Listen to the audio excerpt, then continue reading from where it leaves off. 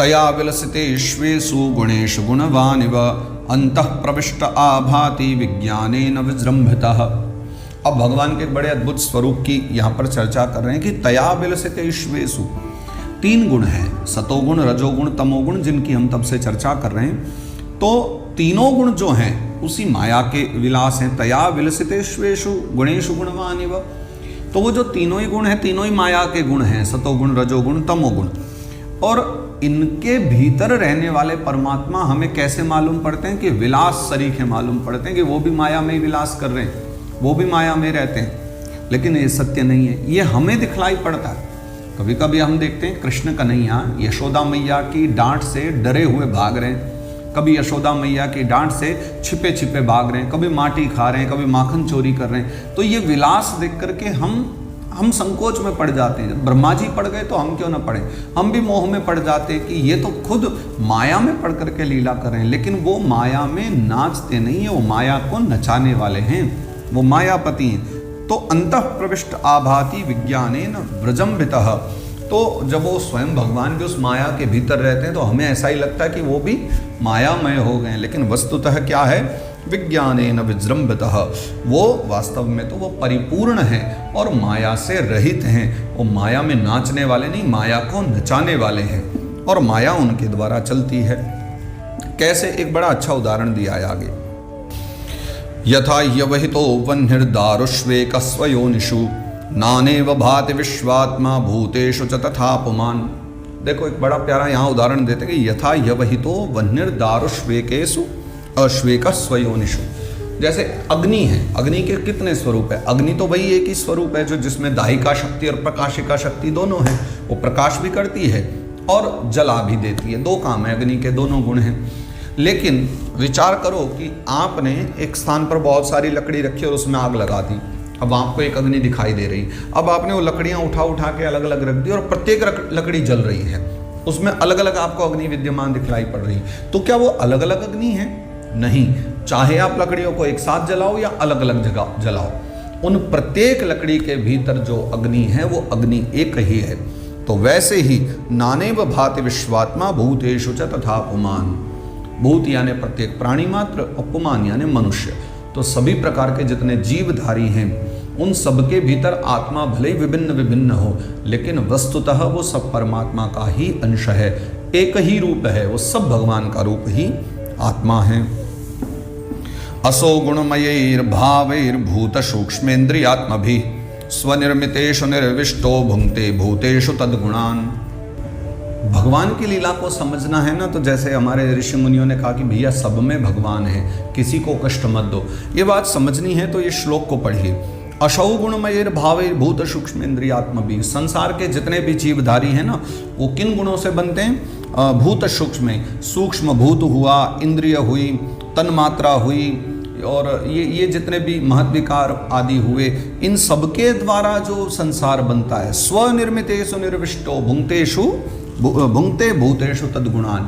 तो इन सब गुणों को लेकर के, विकारों को लेकर के, जिनसे मानव की रचना है, पशु पक्षियों की रचना है, उन सब की भगवान रचना करके स्वनिर्मितेषु निर्विष्टो, अपने द्वारा भगवान इंद्रियों के द्वारा, महाभूतों के द्वारा, तन्मात्रा के द्वारा, सूक्ष्म भूत के द्वारा सृष्टि का निर्माण करके, अनेक योनियों की, शरीरों की रचना करके निर्विष्टो, भगवान ही उन सब में प्रवेश करते हैं। इसलिए प्रत्येक जीवधारी के भीतर परमात्मा ही विराजे हैं।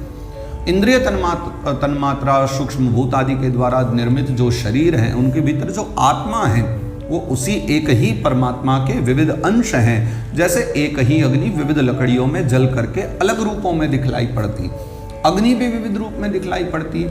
जैसे कहीं अग्नि का स्वरूप पीला दिखलाई पड़ता है, कहीं अग्नि नीली दिखलाई पड़ती है, कहीं अग्नि लाल दिखलाई पड़ती है। ऐसे ही अग्नि एक ही है, लेकिन फिर भी कभी कभी विभिन्न रूपों में दिखलाई पड़ती है। तो वही परमात्मा सबके भीतर बैठे हैं, लेकिन फिर भी कोई प्रेमी, कोई क्रोधी, कोई लोभी, कोई कामी, सब विविध विविध दिखलाई पड़ते हैं। क्यों? क्योंकि आत्मा के साथ भगवान ने सबको एक एक मन भी दिया है, बुद्धि भी दी है, और अपनी अपनी बुद्धि और चित्त के द्वारा सब अलग अलग प्रकार से विचार किया करते हैं। भावयत्येष सत्वेन लोकान् वै लोक भावनः लीलावतारानुरतो देवतर्यं नरादिषु। तो भावयत्येष सत्वेना लोकान, वही लोक भावना। तो वही परमात्मा जो हैं विविध प्रकार के लोकों की रचना करने वाले हैं। और लीलावतारा नुरतो देवत्रियंग नरादिषु, और फिर विविध विविध समय में वही जो परमात्मा हैं वो लीलावतार ग्रहण करते हैं।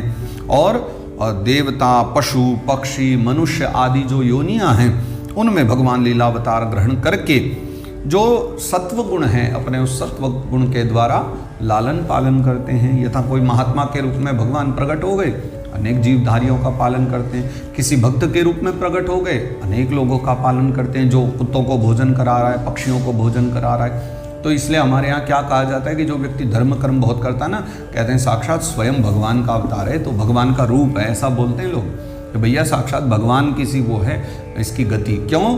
क्योंकि स्वयं भगवान ही लीलावतार करते हुए, जिसके भीतर भी आप सतोगुण देखो, ये समझ लो ये परमात्मा का विशेष अंश है, क्योंकि उसमें न तम है न रज है, वो सत्व गुण से भरा हुआ है।